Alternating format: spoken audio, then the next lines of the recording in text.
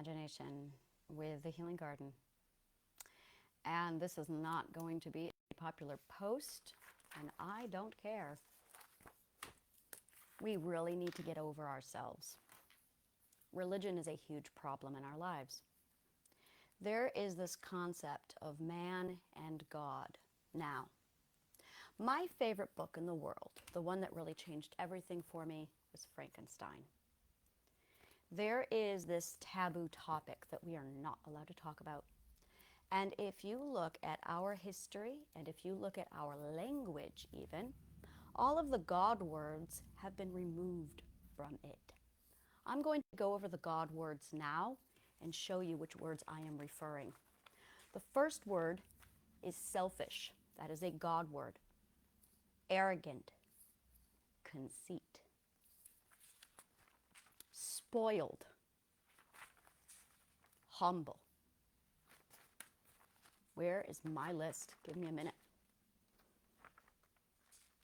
The more these God words accumulate, authority, responsibility, ego, bragging, I am the best.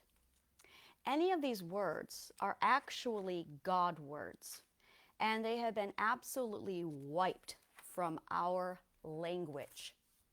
Anytime anyone takes on the characteristics of any of these words, there are like 8 million people standing around to go, that's not right, that's blasphemous, you shouldn't do that. Fact, you having an ego doesn't hurt anybody. You having your arrogance, your conceit, and your ego doesn't hurt anybody. What that is a bunch of insecure people internalizing your God power and making them about themselves and then projecting their own insecurity back onto you by calling you names like selfish, snobbish, pick any word you want. You've heard all of them. So that anytime we even remotely get close to arrogance or conceit, we are slammed down with humility and put down so that we are suicidal depressed and lacking all self-value. Now, the reason why this is done is because there is this belief, this massive concept between God versus man. We've even heard of the God complex. Oh, how dare you prioritize yourself and put yourself on the same status as God? How arrogant can you be? You are just a man. There's a hierarchy, and it's God, man, and woman. Know your place. We were all raised with it. Now, the problem is, the big problem, is this is not about power. This is not about importance. This is about responsibility. You see, when you are just a man, that is an immediate excuse to dismiss you from all of your responsibility. You suddenly don't have to answer to anybody for any of your mistakes. You can blame a god or a devil for making you do. The thing is, we create every day. This is the problem. We were given, according to your religion, if you are a Christian, free will, which means, according to your religion, if that is the religion you believe, you have 100% choice, which means you just became the God of your life. Now, you are creating regardless. You can create chaos. You can create a really good life for yourself, or you can create tragedy, hell, and abomination. Hence the term hell on earth or heaven on earth. Whatever life you have right now is your fault. Sorry, true story. Whatever life I have is my fault. This is called accountability, and it is the hardest lesson to learn when you heal. The stages of healing is actually not awareness, that's a lie. It's accountability. It's the moment when you go, I did this. I let them hurt me. I prioritized their acceptance over my safety. I prioritized their approval over my safety. which is why I let them continue to rape me, beat me, spit on me, and treat me like shit. I let them think that I was useless. I allowed them to convince me that I was worthless because I valued their approval more than me. This is accountability. The more you heal, the more you become accountable. When you start and you become really accountable, that's when things change, because you start to take control, because you start to use your free will, because you start becoming the God that you are. I'm going to say it again. You're creating, whether you like it or not. Denying your ability to create by claiming you're just a man does not deny the fact that you are still creating. What it is doing is denying your own responsibility for your own creation. And I'm going to say again, you need to read Frankenstein, specifically page 113. So in the story of Frankenstein, basically Frankenstein, the doctor, is actually a student at university. And he is so obsessed with avoiding death and preventing death because he has a real problem with accepting death that he uses his professor to create something, a creature. And that's what it's referred to in the book. A creature is a creation. But because they were so, oh my God, we can't be gods, we have to reduce that, they changed it to the monster, Frankenstein's monster. And they completely altered the story for movies because the book really was on point of addressing the fact that a man is actually a mindset and that we are actually gods who can create. But no one wants to accept that responsibility. So we literally have a list of banned God words that we make sure we will never get to. Arrogance. Remember, pride cometh before a fall. The fall is humbleness and forgiveness, by the way. That's a good thing. You actually want a surplus of arrogance, which gives you authority and accesses the God power, so you have the ability to manifest, and then you literally fall not into anything dire or horrible, you fall into humbleness and forgiveness. That's what waits you after arrogance. But they don't want you to know that, because then you'll be a God, because then you'll be able to manifest. That's the God code. It is literally the 11th and the 12th ethic from the stages of perspective. Now,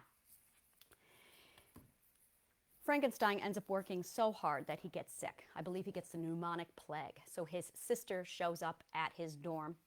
The creature has been created, but he doesn't realize that it was a success. And he is so sick. His sister picks him up and takes him home. So I think it's his cousin. So he's home, and it takes like 3 to 6 months for him to recover, possibly even a year. It's a long time that he's recovering from the pneumonic plague. In the meantime, his creature is alive.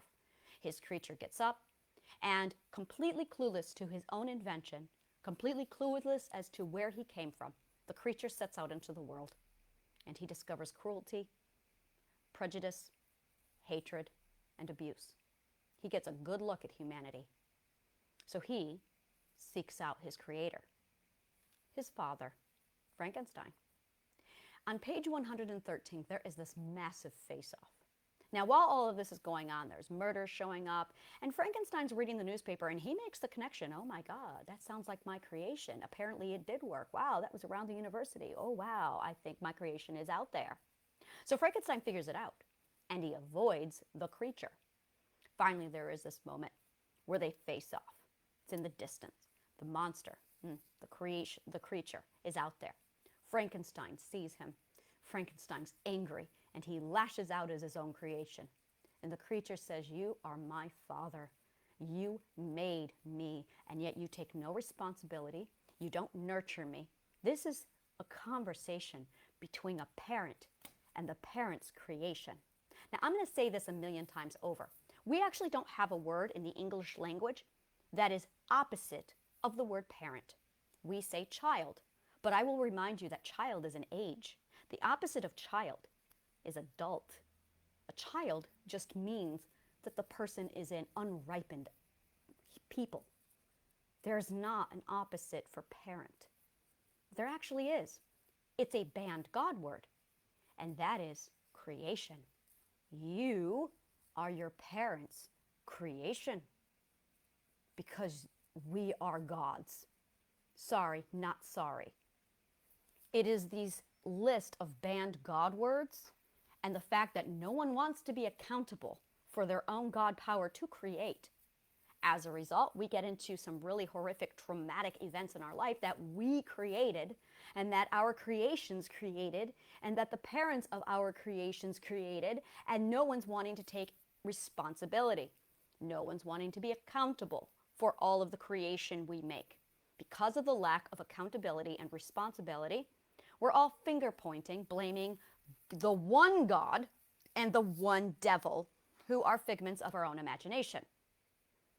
Because at the end of the day, we are gods with free will and with the power to create.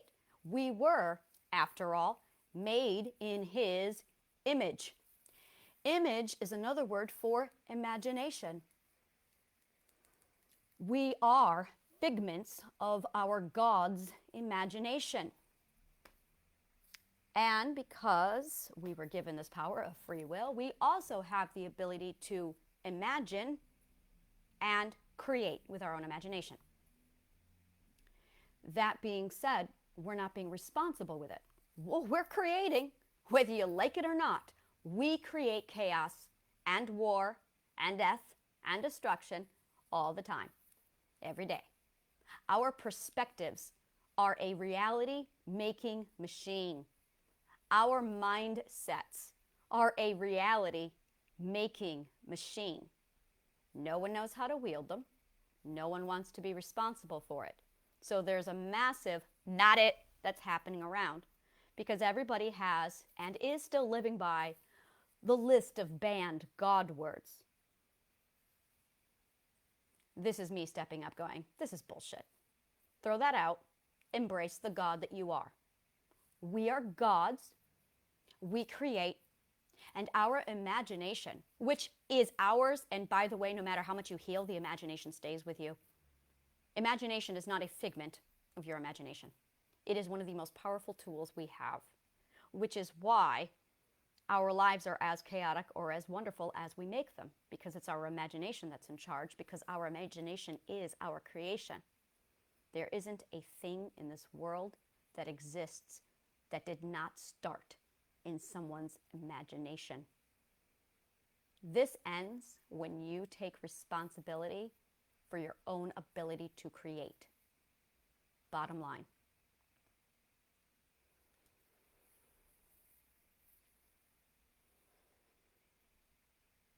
Yeah, I think that's all I have to say about that. So I'm going to read this really awesome thing because I like to read this. What psychology needs is to be practical and accessible and fun, told in a story format to engage and amuse audiences so they can fix their lives, heal, and get back to pursuing their happiness.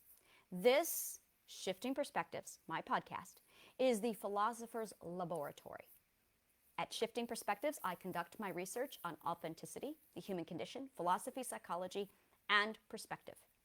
And while I do this, I identify the tools and answers that we need to incorporate the execution into your life and mine. Afterward, I pass my work onto the Healing Garden, where I condense my work into story, play, song, and performance for your delight. My goal is to heal you while you laugh and play with me. Meanwhile, I am conducting a societal experiment. I am building an alternative to our monopolized government that I call Authenticity City. It is a moneyless, healing-based, sharing, gifting-based society that focuses on the nurturing happiness of the people who are loved and respected by the parent government. And you are available to visit or join Authenticity City. You can browse my city's directory. And I am also looking for my network. Is that you? Please DM me, comment, message me. Let's get into a conversation and find out. Thank you so much. And may the kindest of words always find you.